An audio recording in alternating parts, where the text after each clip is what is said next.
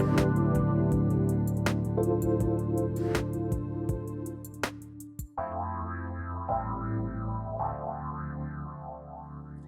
Care Heroes. I'm Trish Laub, and welcome to A Cup of Comfort with me. This show is all about you, people providing care for someone to whom you are a care hero. Let's get right to it. As I've said several times, one of my greatest care hero concerns was whether or not I could deliver my parents' wishes for dignified care and a dignified, peaceful end of life. I want to read a brief section of my second book in the Comfort in Their Journey book series, Peaceful Endings, Guiding the Walk to the End of Life and Beyond. It says, several times when my mom was in the hospital, a nurse would casually mention that mom qualified for palliative care services. We were told that the purpose of palliative care was to provide comfort for the patient. Honestly, we didn't really understand what that service could provide for mom, and we were too caught up in the crisis to stop to ask or try to understand. We knew that we were providing mom with what we believed was everything she could need at home to be comfortable. It was not until about 2 weeks prior to my dad's passing that my family initiated hospice services for dad. We understood that hospice services provided support and care during the end of life process. But beyond that, we really didn't understand that service either. And a little bit further in, I wrote, I believe that palliative care and hospice care are among the most misunderstood and most valuable services offered in medicine. Let me say that again. I think that they are the most misunderstood and most valuable services offered in medicine. These beneficial approaches are surrounded by myth and misinformation. So 4 events led me to do today's show. The first was, even within the medical system, no one could really explain to me what palliative care was, except for a brief description of it as comfort care. No one could explain to me what it offered or how it worked. Second, once we initiated hospice care, we were assigned a case manager and an RN, which for us was the same person. She was nothing short of an angel. I now know that we should have initiated that service long before we did with each parent. Third, in the 1990s, I heard the whispering about a Dr. Kevorkian who championed a terminal patient's right to die with physician assistance. What he did was illegal, and he served time in jail. But his work has led to services that now legally allow terminal patients to determine not only the quality of their life, but also to make the choice about their death. Since then, I attended a presentation by my guest for today on the topic of death with dignity, and I was quite surprised to learn how very different it is from what I might have imagined. And finally, the fourth event is that I recently heard Being Patient's Deborah Kahn interview Kelly Bone, who is a woman who comes from a long line of women who have lived with Alzheimer's and who was recently diagnosed with early onset at 56 years old. Kelly hopes to utilize the services provided by Death with Dignity, which is currently unavailable in the United States to those diagnosed with dementia. The interview illuminated the misunderstanding and inaccurate terms that surround the topic of death with dignity, terms such as euthanasia, assisted suicide, and medical aid in dying. As a result of hearing Kelly speak and then following up with her on a phone call, I wrote an article called Discussing Death with Dignity for beingpatient.com to help clarify that terminology. How many of you listening really know what palliative care, hospice care, and death with dignity are? I can't say that I truly did until I spoke with my guest. My guest and I are here today to talk about 3 services that are options, not to say that anyone has to use them, but rather to give voice to your choice. Before I introduce my guest, I want to remind everyone that some of the information from today's show, including a link to Kelly Bone's interview and the article that I wrote as a result of that interview, they'll be available in a downloadable PDF on the Care Hero Radio page of my website, which is Trish Laub, that's Laub as in boy.com, after the show.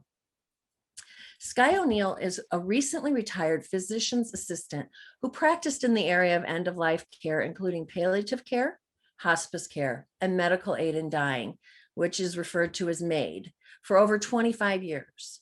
She's a member of and the Colorado State Liaison for the American Clinicians Academy on Medical Aid in Dying. She's working with a group of colleagues to form a foundation to help enhance access to aid for MAID, sorry, to MAID for Colorado residents. Skye has recently formed a private consulting business, Skylight LLC, to provide community education and private counseling to those looking for assistance maneuvering the landscape of end-of-life care and options. Welcome, Skye.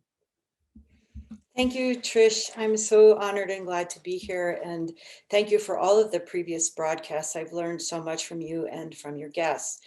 And my intention today is to provide information to you and your audience that will help them gain knowledge and help in looking at all of the options around end-of-life care and give voice to the choices that they may make in the future should they ever be faced with an illness that is considered to be life-limiting.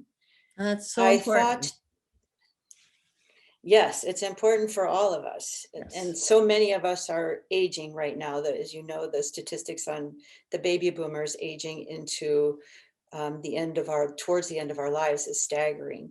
I thought I would start with a bit of a story to illustrate the path that someone might go through from the beginning of an illness until their death. So I'll use the story of Sam, who was a gentleman in his 60s, who about in 2016 was diagnosed with colorectal cancer. He saw his oncologist, and together they devised a plan of surgery and chemotherapy. Sam underwent both surgery and the round of chemotherapy, did as well as could be expected, and was living knowing that the possibility of recurrence existed, but doing quite well. 2 years later, he did in fact have recurrence and was offered another course of chemotherapy. At that time, his oncologist hooked Sam up with a palliative care service in home so that he was receiving chemotherapy, but was introduced to the idea of palliative care. And we'll go much further into that definition as we travel along here today. But at the palliative care physician, social worker, and nurse in his home. In those first few visits, they discussed things like advanced directives, goals of care in the event that the therapy was not curative for Sam any longer. They provided psychosocial support for his wife and his family, and also spiritual support in the form of a chaplain if Sam would have wanted to access that. They met about once a month in home, and then Sam had the ability to email them with any questions or concerns. And one of the major things that the palliative care team did was help Sam with his symptoms. As we all know, chemotherapy can leave a person debilitated in many ways, and there are so many modalities now, medications and otherwise, to help alleviate or minimize some of that. So this plan was working out beautifully until the chemotherapy failed Sam, and he was no longer able to tolerate the side effects or the medication. He sat for a bit, hoping to get a little stronger. In fact, he did. And then the next step is that he was offered a course of radiation. At this time, the oncologist, palliative care team, Sam and his family all sat together, and based on Sam's goals of care, his own voice, not anyone else's agenda, he elected to proceed with a short course of radiation, and he did. It did leave him greatly fatigued, and he elected to not proceed. The risk-benefit ratio to Sam was not high enough for him to go further. So he stopped any of the treatment and then kept on with the palliative care team at home. Over the course of the next couple of months, he became more debilitated, his condition was worsening, and his disease was advancing. At this time, a conversation was held in which hospice care was recommended to Sam. And because the palliative care team he was already seeing was associated with the hospice agency, the transition from palliative care to hospice care for Sam and his family was seamless. It took a day for him to transition from one type of care to another. So you can see as we look back that the idea of introducing palliative care as early in the course of an illness as possible is beneficial to the psychosocial aspect, to the emotional aspect of the whole well-being of the individual. He began to have home hospice care services at home.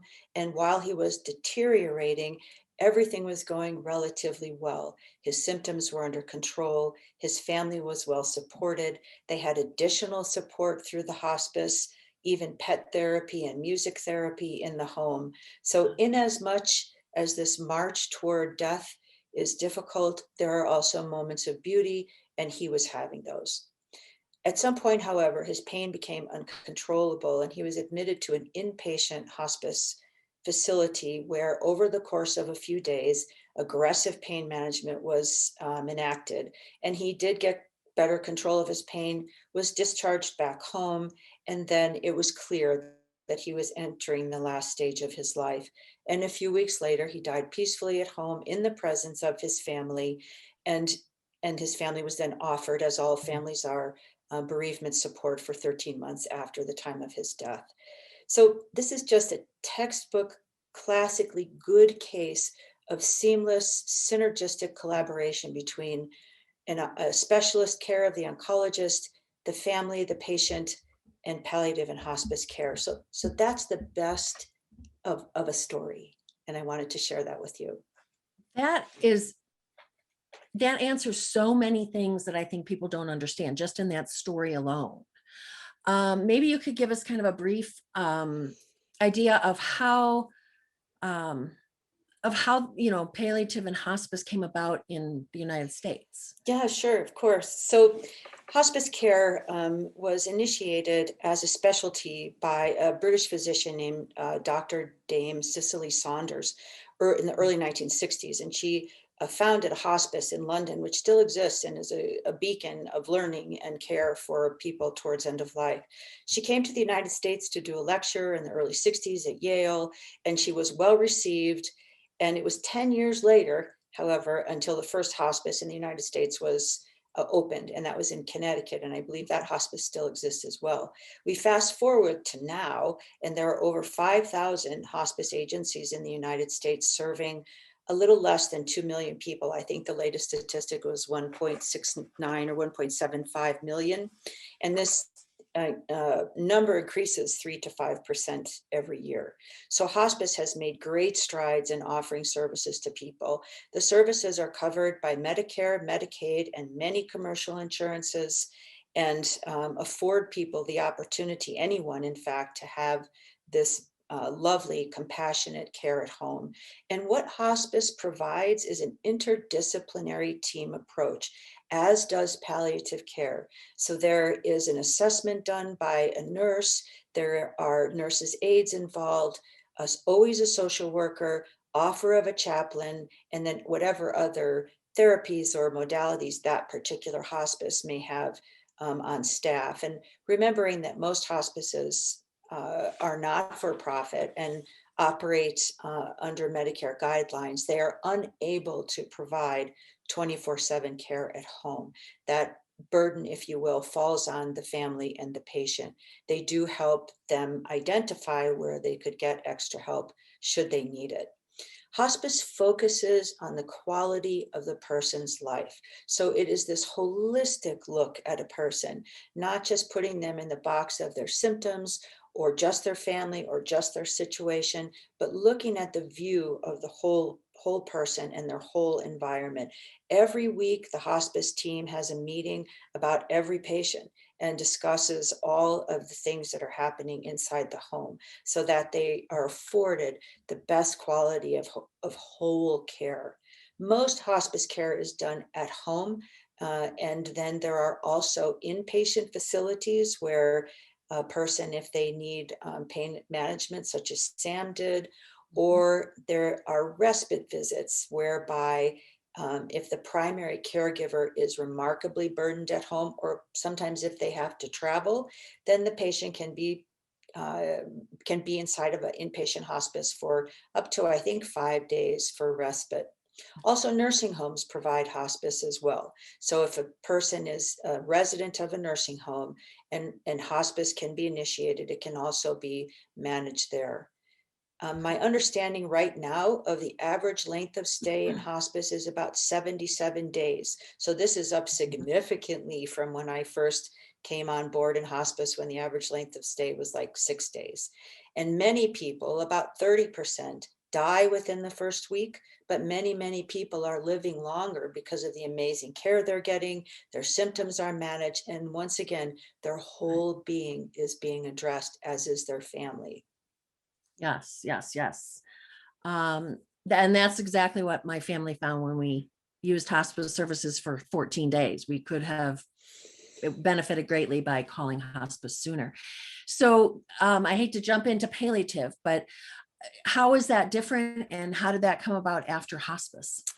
Yeah, so hospice was around, and then suddenly so many medical providers started to realize that this value laden quality or type of care did not have to be limited to only people who are in the last stage of their life, Yeah. but to anyone who is experiencing a life limiting illness or injury, that throughout the whole course of it. So I know you have some graphics of this, but there is always an umbrella that pictures palliative care, under which are all of these services of psychosocial support, symptom management, spiritual support, goals of care, advanced directives. So palliative care can be thought of as something that is initiated earlier on in the course of an illness or a disease. Frequently, it is initiated, as you illustrated, by a nurse inside of a hospital. Many hospitals, 75% of all hospitals in the United States with bed counts over 300, have palliative care programs. There are 160 fellowship programs in the United States training physicians to be specialized in hospice and palliative medicine.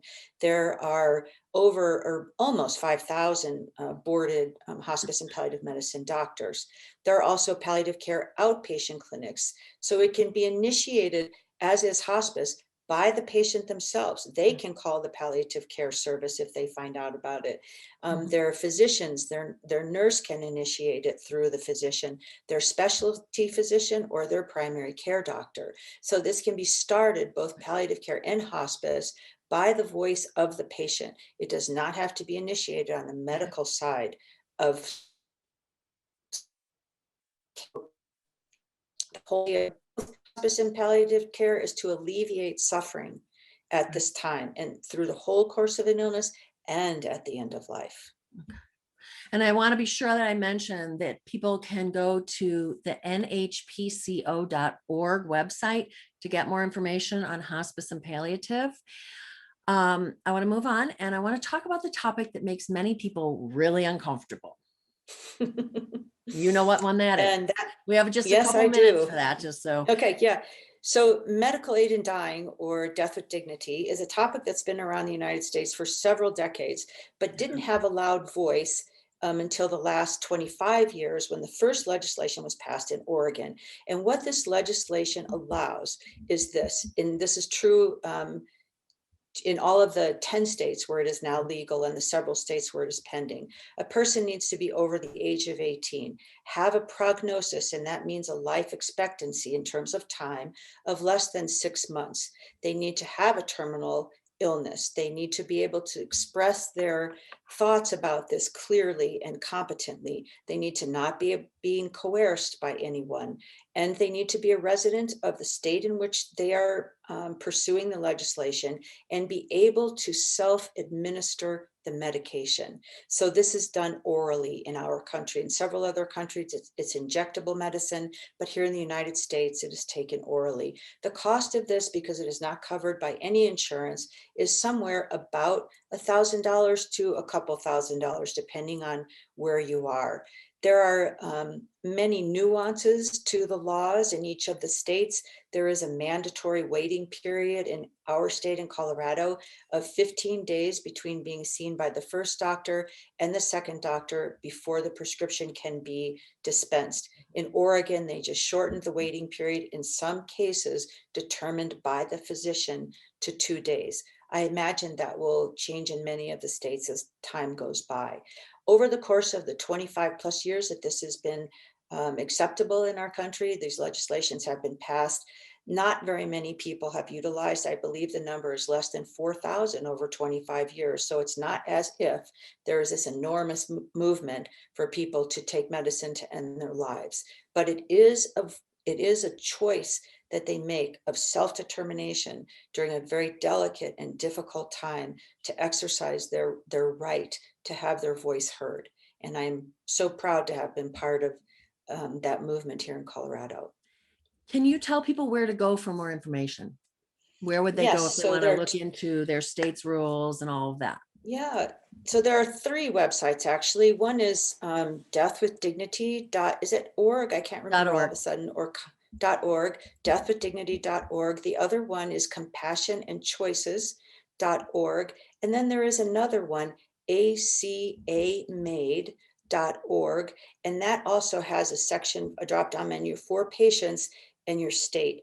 I find that Death with Dignity is a very, very helpful website for patients and families. You can click on your state and then see what the laws are. And you can also Google end of life legislation in your state and see if there is legislation, if it's pending, if it's failed, and how active it is.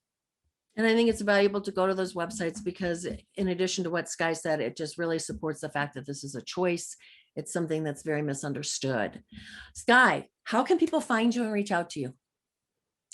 My website is Skylight, SKYELIGHT LLC.com, and you can Awesome. reach out and leave a message. I am just sort of getting this started. I just recently retired, so it's all sort of new, but exciting to be able to still be able to communicate and help people maneuver through this very difficult landscape, not unlike what you have done with your books about caregiving and how to maneuver. This is just, I am full of information to be able to help people get through this maze, because it is a maze and I have experienced it myself. So I understand the difficulty and the challenges we face when talking about these very, very tender and delicate subjects. Is there anything else you want the audience of Care Heroes to know? Well, I would summarize to say this one thing, that hospice care, palliative care, the goal of both of those philosophies and concepts and models of care is this one thing: to meet the patient and the family where they are. So it is not an agenda-driven service. It's us coming in and saying, how can we help you? By listening and listening to the voice of the patient so that they can voice what their choices are. We give information, they have a voice, we listen. Absolutely. And I would add on to that, people wait way too long to use these services and they're outstanding. I want to thank you, Skye, for joining me today and sharing such great information and website resources.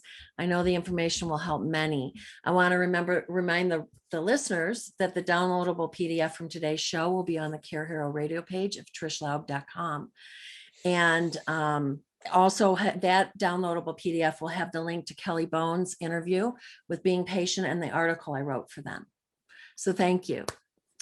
I want to thank you all for tuning in today and sharing this time with me. There's so much more that to come, and I would love to hear from you. So if you could go to the trishlaub.com radio page and give me your questions, your comments, topics you want to hear. This show is yours. It's for you to hear about things that you want to hear about. While you're there, download the PDFs and sign up for my newsletter. Please join me on the second and fourth Tuesdays of the month at 12 Pacific and 3 Eastern. Next time on February 23rd, I'll meet you here with a special guest, Alex Del Gaudio, who has a different kind of Care Hero experience to share. You definitely don't want to miss this. Before I go, I want to take a minute to comment on something in the recent news. Tony Bennett's family recently announced that he was diagnosed with Alzheimer's 4 years ago at age 90. He was 90. Several organizations have commented and referred to his diagnosis as initiating a fight. I have this to say: it will be a fight if that is what is perceived. Language is critical to how we experience everything from beauty to dementia diagnosis and the care we provide. I'll be doing an episode in April about the impact of our word choices. Please don't let the irresponsible word choices of others propagate a stigma that is untrue, unwarranted, and so very damaging. And this applies to all diagnoses. Join me the 23rd when we will celebrate a different kind of care hero with Alex.